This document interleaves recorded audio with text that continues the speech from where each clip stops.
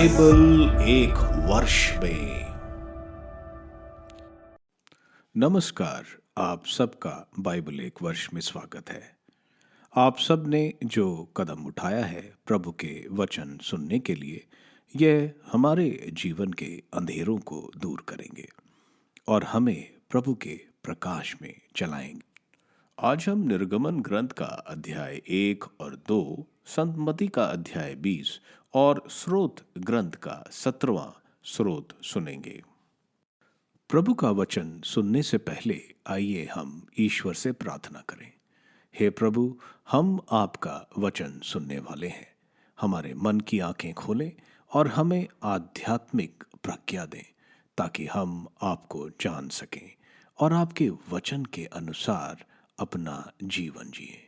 यह हम मांगते हैं आपसे प्रभु यीशु के नाम, आमीन। निर्गमन ग्रंथ। मिस्र में इजरायलियों की वृद्धि।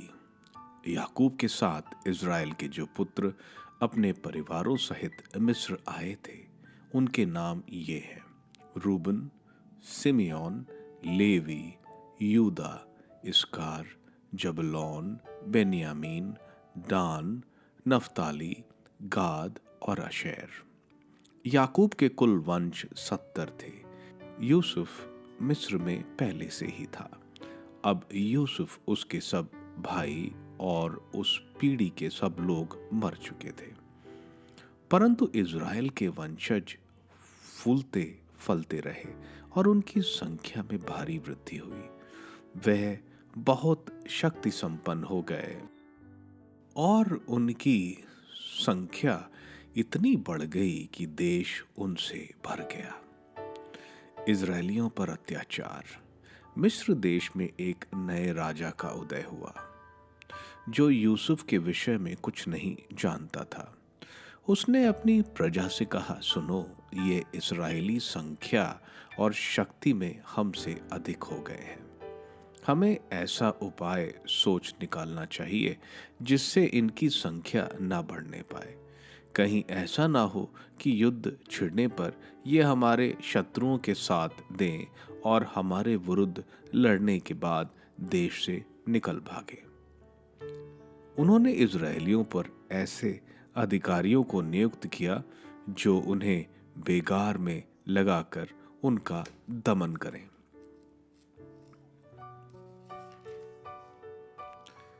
इजरायलियों ने इस प्रकार फिरौन के लिए पितोम और रामसे नामक गोदाम वाले नगर बनाए, किंतु उन पर जितना अधिक अत्याचार किया जाता था, उतना ही अधिक वे संख्या में बढ़ते और फैलते जाते थे।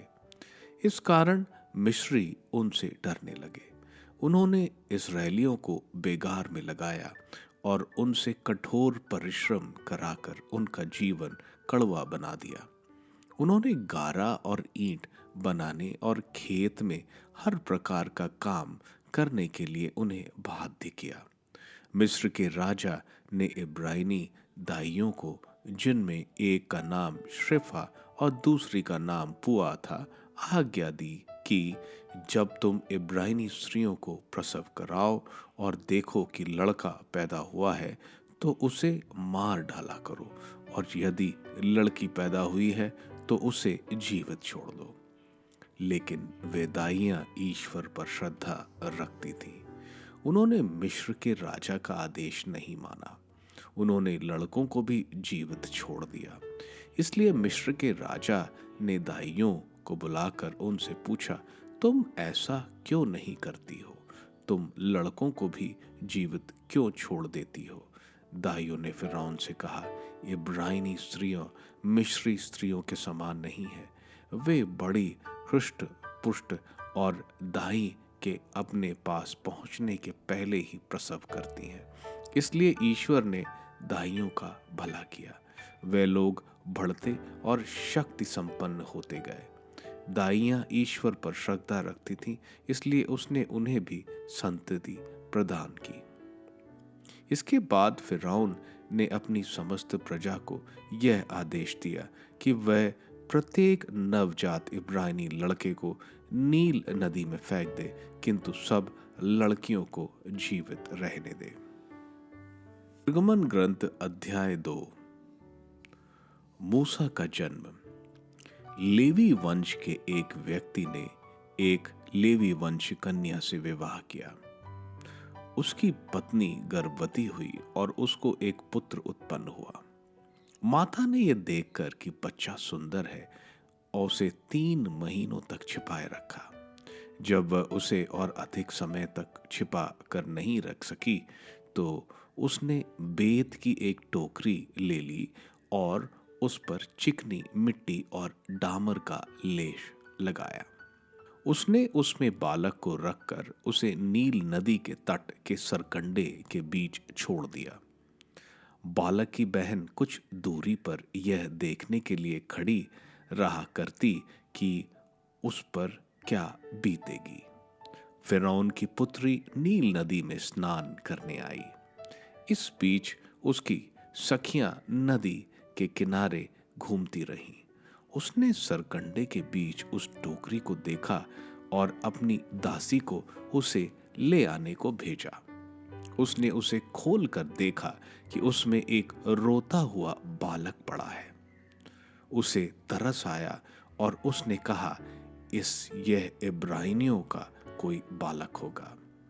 बालक की बहन ने फिरौन की पुत्री के पास आकर पूछा, क्या मैं इब्रानी स्त्रियों में से किसी दासी को बुला लाऊं जो आपके लिए इस बालक को दूध पिलाया करे? फिरौन की पुत्री ने उत्तर दिया, हाँ, यही करो। लड़की बालक की माता को बुला लाई। फिरौन की पुत्री ने उससे कहा, इस बालक को ले जाकर मेरे लिए दूध पिलाओ, मैं तुमको वेतन दिया करूंगी। वह स्त्री बालक को ले गई और उसे दूध पिलाया। जब बालक बड़ा हो गया तो वह उसे फिरौन की पुत्री के पास ले गई। इसने उसे गोद लिया और यह कहते हुए उसका नाम मूसा रखा कि मैंने इसे पानी में से निकाला। मूसा का पलायन। जब मूसा सयाना हो गया तो वह किसी दिन अपने जाति भाइयों से मिलने निकला। उसने उन्हें बेगार करते देखा और यह भी देखा कि एक मिस्री उसके एक इब्रानी भाई को पीट रहा है। मूसा ने इधर उधर दृष्टि दौड़ाई और जब उसे पता चला कि वहां कोई दूसरा व्यक्ति नहीं है तो उसने मिस्री को मारकर बालू में छिपा दिया। वह दूसरे दिन फिर निकला और उसने 2 इब्रानियों को लड़ते देखा। उसने अन्याय करने वाले से कहा, तुम अपने भाई को क्यों पीटते हो? उस व्यक्ति ने उत्तर दिया, किसने तुमको हमारा शासक और न्यायकर्ता नियुक्त किया है? क्या तुम मुझको भी मार डालना चाहते हो जैसे कि तुमने उस मिस्री को मारा? मूसा यह सोचकर डर गया कि यह बात फैल गई है। फिरौन को भी इसका पता चला और उसने मूसा को मार डालना चाहा। मूसा फिरौन के अधिकार क्षेत्र से भाग निकला और मिदियन देश में बसने गया। वहां एक कुएं के पास बैठकर विश्राम करने लगा। मिदियनी याजक के 7 पुत्रियां थीं। वह पानी खींचने आईं और अपने पिता की भेड़ों को पानी पिलाने के लिए नादों में पानी भरने लगी। कुछ चरवाहों ने आकर उन्हें भगाना चाहा, लेकिन मूसा ने उठकर उनकी सहायता की और उनकी भेड़ों को पानी पिलाया। जब वे अपने पिता रऊएल के पास पहुंची तो उसने पूछा, तुम लोग आज इतनी जल्दी कैसे लौट आई हो? उन्होंने उत्तर दिया, एक मिस्री ने चरवाहों से हमारी रक्षा की। उसने हमारे लिए पानी तक भरकर भेड़ों को पिलाया। उसने अपनी पुत्रियों से पूछा, वह कहाँ है? उस आदमी को तुम लोग क्यों छोड़ आई? उसे भोजन करने के लिए बुला लाओ। जब मूसा ने उस आदमी के साथ रहना स्वीकार किया तो उसने मूसा का विवाह अपनी पुत्री सिपोरा से कर दिया। उससे एक लड़का पैदा हुआ। मूसा ने उसका नाम गेरशोम रखा, क्योंकि उसने कहा कि मैं विदेश में एक प्रवासी हूं। इस लंबी अवधि में मिस्र का राजा मर गया। इजरायली लोग दास्तां से त्रस्त होकर आते थे। वह अपनी दास्तां में पुकारते थे और उनकी दुहाई ईश्वर तक पहुंच गई। ईश्वर ने उनका कराहना सुना। ईश्वर को इब्राहिम, इसहाक और याकूब के लिए ठहराया अपना विधान याद आया। ईश्वर ने इजरायलियों की ओर दृष्टि की और उसे उनकी चिंता हुई। संत मत्ती का अध्याय 20। स्वर्ग का राज्य उस भूमिधर के सदृश है जो अपनी दाखबारी में मजदूरों को लगाने के लिए बहुत सवेरे घर से निकला। उसने मजदूरों के साथ 1 दिनार का रोजाना तय किया और उन्हें अपनी दाखबारी भेजा। लगभग पहली पहर वह बाहर निकला और उसने दूसरों को चौक में बेकार खड़ा देखकर कहा, तुम लोग भी मेरी दाखबारी जाओ, मैं तुम्हें उचित मजदूरी दे दूंगा। और वे वहां गए। लगभग दूसरे और तीसरे पहर भी उसने बाहर निकलकर ऐसा ही किया। वह 1 घंटा दिन रहे, फिर बाहर निकला और वहां दूसरों को खड़ा देखकर उनसे बोला, तुम लोग यहां दिन भर क्यों बेकार खड़े हो? उन्होंने उत्तर दिया, इसलिए कि किसी ने हमें मजदूरी में नहीं लगाया। उसने उनसे कहा, तुम लोग भी मेरी दाखबारी जाओ। संध्या होने पर दाखबारी के मालिक ने अपने कारिंदा से कहा, मजदूरों को बुलाओ, बाद में आने वालों से लेकर पहले आने वाले तक सबको मजदूरी दे दो। जब वे मजदूर आए जो 1 घंटा दिन रहे काम पर लगाए गए थे, तो उन्हें 1-1 दिनार मिला। जब पहले मजदूर आए तो वे समझ रहे थे कि हमें अधिक मिलेगा, लेकिन उन्हें भी 1-1 दिनार ही मिला। उसे पाकर वे यह कहते हुए भूमिधर के विरुद्ध भुनभुनाते रहे, इन पिछले मजदूरों ने केवल घंटे भर काम किया, तब भी आपने इन्हें हमारे बराबर बना दिया, जो दिन भर कठोर परिश्रम करते और धूप सहते रहे। उसने उनमें से एक को यह कहते हुए उत्तर दिया, भाई, मैं तुम्हारे साथ अन्याय नहीं कर रहा हूं। क्या तुमने मेरे साथ 1 दिनार नहीं तय किया था? अपनी मजदूरी लो और जाओ। मैं इस पिछले मजदूर को भी तुम्हारे जितना देना चाहता हूं। क्या मैं अपनी इच्छा के अनुसार अपनी संपत्ति का उपयोग नहीं कर सकता? तुम मेरी उदारता पे क्यों जलते हो? इस प्रकार जो पिछले हैं अगले हो जाएंगे और जो अगले हैं पिछले हो जाएंगे। दुख भोग और पुनरुत्थान की तीसरी भविष्यवाणी। ईसा यरूशलेम के मार्ग पर आगे बढ़ रहे थे। बाहरों को अलग ले जाकर उन्होंने रास्ते में उनसे कहा, देखो, हम यरूशलेम जा रहे हैं। मानव पुत्र महायाजकों और शास्त्रियों के हवाले कर दिया जाएगा। वे उसे दंड की आज्ञा सुनाकर गैर यहूदियों के हवाले कर देंगे, जिससे वे उसका उपहास करें, उसे कोड़े लगाएं और क्रूस पर चढ़ाएं, लेकिन तीसरे दिन वह जी उठेगा। जेबदी के पुत्र। उस समय जेबदी के पुत्रों की माता अपने पुत्रों के साथ ईसा के पास आई और उसने दंडवत कर उनसे एक निवेदन करना चाहा। ईसा ने उससे कहा, क्या चाहती हो? उसने उत्तर दिया, ये मेरे 2 बेटे हैं। आप आज्ञा दीजिए कि आपके राज्य में एक आपके दाएं बैठे और एक आपके बाएं। ईसा ने उनसे कहा, तुम नहीं जानते कि क्या मांग रहे हो। जो प्याला मैं पीने वाला हूं, क्या तुम उसे पी सकते हो?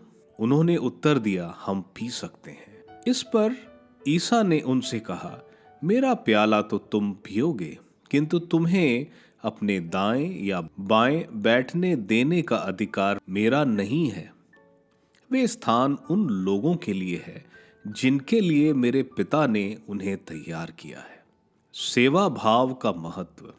जब 10 प्रेरितों को यह मालूम हुआ तो वे दोनों भाइयों पर क्रुद्ध हो गए। ईसा ने अपने शिष्यों को अपने पास बुलाकर कहा, तुम जानते हो कि संसार की अधिपति अपनी प्रजा पर निरंकुश शासन करते हैं और सत्ताधारी लोगों पर अधिकार जताते हैं। तुम में ऐसी बात नहीं होगी। जो तुम लोगों में बड़ा होना चाहता है वह तुम्हारा सेवक बने, और जो तुम में प्रधान होना चाहता है वह तुम्हारा दास बने। क्योंकि मानव पुत्र भी अपनी सेवा कराने नहीं बल्कि सेवा करने तथा बहुतों के उद्धार के लिए अपने प्राण देने आया है। यरीको के 2 अंधे। जब वे यरीको से निकल रहे थे तो एक विशाल जनसमूह ईसा के पीछे पीछे चल रहा था। सड़क के किनारे 2 अंधे बैठे हुए थे। जब उन्होंने ये सुना कि ईसा सामने से गुजर रहे हैं तो वे पुकार पुकार कर कहने लगे, प्रभु, दाऊद के पुत्र, हम पर दया कीजिए। लोग उन्हें चुप कराने के लिए डांटते थे, किंतु वह और भी जोर जोर से पुकारते रहे, प्रभु, दाऊद के पुत्र, हम पर दया कीजिए। ईसा ने रुककर उन्हें बुलाया और कहा, तुम क्या चाहते हो? मैं तुम्हारे लिए क्या करूं? उन्होंने उत्तर दिया, प्रभु, हमारी आंखें अच्छी हो जाएं। ईसा को तरस हो आया और उन्होंने उनकी आंखों का स्पर्श किया। उसी क्षण उनकी दृष्टि लौट आई और वे ईसा के पीछे हो लिए। स्रोत ग्रंथ स्रोत 17। निर्दोष की प्रार्थना। एक विनय दाऊद की। प्रभु, मुझे न्याय दिला, मेरी दुहाई पर ध्यान दे। मैं निष्कपट हृदय से जो प्रार्थना कर रहा हूं उसे तू सुनने की कृपा कर। तेरे द्वारा मेरा न्याय हो। तेरी आंखें देख लें कि सत्य कहाँ है। तूने मेरे हृदय की परीक्षा ली और रात को भी मेरा निरीक्षण किया। तूने मुझे परखा और मुझ में कोई दोष नहीं पाया। मैंने मनुष्यों की तरह अपने मुख के शब्दों द्वारा पाप नहीं किया। मैं तेरी शिक्षा के अनुसार सन्मार्ग पर चलता रहा। मैं तेरे मार्ग पर चलता रहा। मेरे पैर विचलित नहीं हुए। मेरे ईश्वर, मैं तुझे पुकारता हूँ, क्योंकि तू मुझे उत्तर देता है। मेरी सुन, मेरी प्रार्थना स्वीकार कर। अपनी सत्य प्रतिज्ञता प्रदर्शित कर। जो तेरी शरण जाते हैं तू उन्हें उनके अत्याचारियों से छुड़ाता है। तू आँख की पुतली की तरह मेरी रक्षा कर। मुझे अपने पंखों की छाया में छिपा। उन दुष्टों से दूर जिन्होंने मुझे लूटा, उन घातक शत्रुओं से जो मुझे घेरते हैं। उनकी बुद्धि जड़ और कुष्टिक है। उनका मुख डींग मारता है। वे मेरी घात में बैठे हैं। अब वे मुझे घेरते हैं, मुझे भूमि पर पटकने के लिए। उनकी आंखें मुझ पर टिकी हुई हैं। वे सिंह की तरह मुझे फाड़ने के लिए उत्सुक हैं, घात में बैठे हुए हिंसक पशु की तरह। प्रभु, उठकर उनका सामना कर और मार गिरा। मुझे अपनी तलवार से दुष्टों से छुड़ा। प्रभु, तेरा हाथ मनुष्यों में से और पृथ्वी पर से उन्हें निकाल दे। जीवन में यही उनका भाग्य है। जो दंड तूने उनके लिए रख छोड़ा है उसे उनसे पूरा पूरा चुका। उनके पुत्र दंड से तृप्त हो जाएं और अपनी संतति के लिए भी कुछ छोड़ जाएं। मैं न्याय के अनुसार तेरे दर्शन करूंगा। मैं जागने पर तेरा स्वरूप देखकर तृप्त होऊंगा। आज हमने निर्गमन ग्रंथ का अध्याय 1 और 2 सुना। निर्गमन ग्रंथ मूसा द्वारा लिखा गया है और निर्गमन ग्रंथ में हम देखेंगे इजरायली जो सिर्फ 70 लोग थे अब एक बड़ा समुदाय बन गया है। इज़राइल प्रभु के लिए प्रिय था और किस तरह प्रभु उनको गुलामी से बाहर निकाल कर ले जाते हैं। अब एक नया फिरौन जो नहीं जानता था कि जो यूसुफ ने मिस्र के लिए किया था, वह देखता है कि इजरायली एक संपन्न समुदाय है। कहीं वो लड़ाई के समय दुश्मन के साथ ना मिल जाए और मिस्र को हार का सामना ना करना पड़े, तो वह काम लेने वालों को, इजरायलियों को जबरदस्ती कठिन काम में लगाते हैं और उन्होंने मिस्रियों के लिए पितौम और रामसे में गोदाम वाले शहर बनाए। इसके बावजूद फिरौन जो प्रसव कराने वाली दाई को आज्ञा देता है कि इजरायलियों के जो भी प्रसव में लड़का हो उसे मार डालो। दाई प्रभु से डरती थी, इसलिए उन्होंने ऐसा नहीं किया और प्रभु ने उनके घरों में समृद्धि दी। अब फिरौन एक और आदेश निकालता है कि जो भी बालक पैदा होगा उसको नील नदी में बहा दिया जाए। आगे हम देखते हैं एक लेवी वंश के एक पुत्र हुआ। उसको सुंदर देखकर उसकी माता ने उसको 3 महीने तक अपने पास छुपा लिया। इस बालक के एक बड़ा भाई था जो उससे 3 साल बड़ा था, जिसका नाम हारून था। उस समय बालकों को मारने का आदेश नहीं दिया गया था और एक बड़ी बहन भी थी जिसकी उम्र तकरीबन 12 वर्ष की थी, जिसका नाम मिरियम था। उसकी माँ ने एक टोकरी में डामर लगाकर अपने बच्चे को उस समय नील नदी में डाला जब फिरौन की बेटी नील नदी में नहाने आती है। टोकरी में जब फिरौन की बेटी इस सुंदर बालक को देखती है तो उसे दया आती है और दूसरा, नील नदी मिस्रियों के लिए पूजनीय है और उससे जो कुछ मिलता है उनके लिए शुभ माना जाता है। मरियम उसको बोलती है कि वो एक दाई ले आएगी जो इस बच्चे की देखभाल कर लेगी। मरियम उसी की माँ को लाती है और उसकी माँ के देखरेख में वह बालक बड़ा होता है। जब वो बड़ा होता है उसको फिरौन की बेटी को वापस दे देते हैं, जो उसको अपने बेटे की तरह देखती है और उसका नाम मूसा रखती है। जब मूसा तकरीबन 40 वर्ष का था तो वह देखता है एक मिस्री यहूदी को पीट रहा है। वह इस मिस्री को मार डालता है। अगले दिन जब वो दो यहूदी लड़ रहे होते हैं तो वह उनकी लड़ाई रोकने जाता है। वो सोचता है कि यहूदी उसको स्वीकार करेंगे, ऐसा नहीं होता। वो यहूदी मूसा को बोलता है कि क्या तुम मुझे भी उस मिस्री की तरह मार दोगे। इस पर मूसा वहां से भागता है, मिदियन पहुंचता है। मिदियन वंशी इब्राहिम के कटोरा से हुए पुत्र हैं। यहाँ वो मिदियन की एक पुरोहित की पुत्रियों की रक्षा करता है और उसके पिता उसको अपने घर पर बुलाते हैं और अपनी बेटी जिफ्रो से शादी कराते हैं और मूसा को एक पुत्र पैदा होता है जिसका नाम वो गरशोम रखता है। इज़राइलियों की दास्ता की पीड़ा प्रभु ने सुनी। हम देखते हैं जैसे इब्राहिम को प्रभु ने उत्पत्ति ग्रंथ अध्याय 15 वचन 13 में उसको हम यहाँ पूरा होते हुए देखते हैं। यही पवित्र बाइबल की खूबी है, जो भविष्यवाणी एक ग्रंथ में है उसको हम दूसरे ग्रंथ में पूरा होते देखते हैं। पवित्र बाइबल में ईश्वर ने हमसे 8,000 से ज़्यादा वादे किए हैं, जिसको जब हम ईश्वर को याद दिलाते हैं तो वह उसको जरूर पूरा करते हैं। निर्गमन ग्रंथ का अध्याय 2 वचन संख्या 24 बहुत महत्वपूर्ण है। यहाँ बताया जा रहा है, मेरे ईश्वर आपका अनुबंध जो मुझ में है उसे याद रखते हैं और मेरी हर परेशानी को देखते और उसका निवारण करते हैं। संत मत्ती के अध्याय 20 में हम देखते हैं प्रभु फिर एक दृष्टांत दाखबारी का बता रहे हैं। पिछले अध्याय यानी अध्याय 19 में जो बात बताई थी उसको स्पष्ट कर रहे हैं। जो पिछले हैं वह आगे हो जाएंगे। प्रभु बता रहे हैं किस तरह सुबह 6 बजे दाखबारी के मालिक ने दाखबारी के लिए मजदूर 1 दिनार में तय किया और अपनी दाखबारी में भेजा। इस तरह वे 9 बजे, 12 बजे, 3 बजे और आखिर में 5 बजे, जब सिर्फ 1 घंटा बचा था, मजदूरों को दाखबारी में भेजा काम के लिए। जब मजदूरी देने का समय आया तो उन्होंने वेतन जो सबसे आखिर में आए उससे शुरू किया और उसको 1 दिनार दिया, और जो सवेरे 6 बजे आए उनको भी 1 दिनार दिया। इससे जो 6 बजे आए थे वह मालिक से बुनबुनाते हैं, लेकिन मालिक उनको बोलता है, मैंने तुम्हारे साथ कुछ गलत नहीं किया, तुमको 1 दिनार बोला था, 1 दे दिया। यहाँ हमें जानना चाहिए कि जो भी प्रभु ईसा मसीह में है वे बचाए जाएंगे। हम अपने अच्छे कामों से नहीं बचाए जाएंगे, बल्कि विश्वास जो प्रभु में है उससे बचाए जाएंगे। इसलिए जब हम बचाए गए हैं, प्रभु चाहते हैं कि हम अच्छे काम करें, दान दें, सुसमाचार फैलाएं आदि।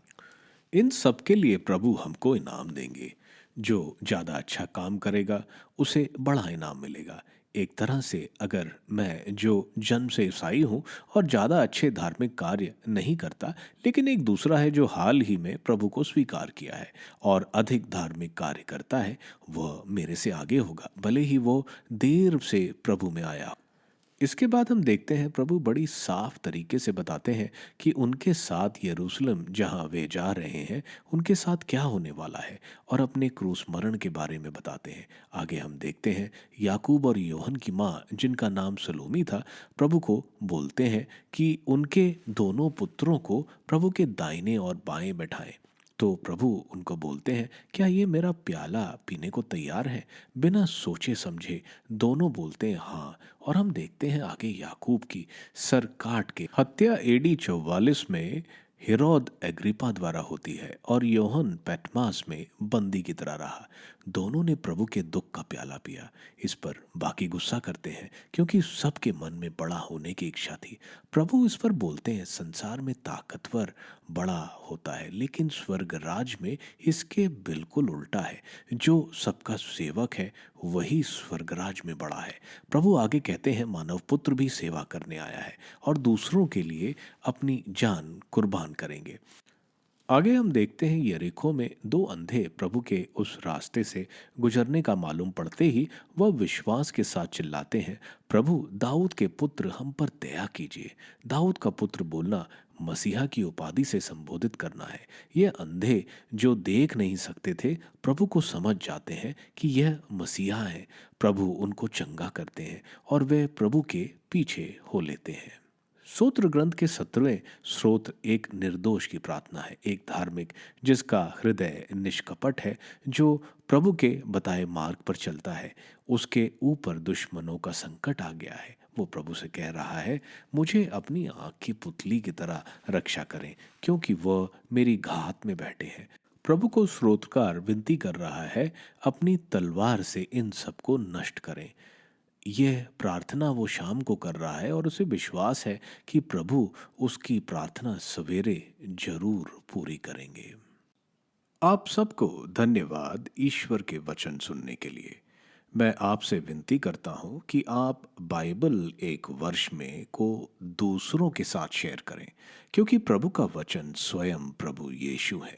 प्रभु को दूसरों को देने वालों को प्रभु की आशीष जरूर मिलेगी। मैं आप सबका बड़ी बेसब्री से कल इंतजार करूंगा। धन्यवाद।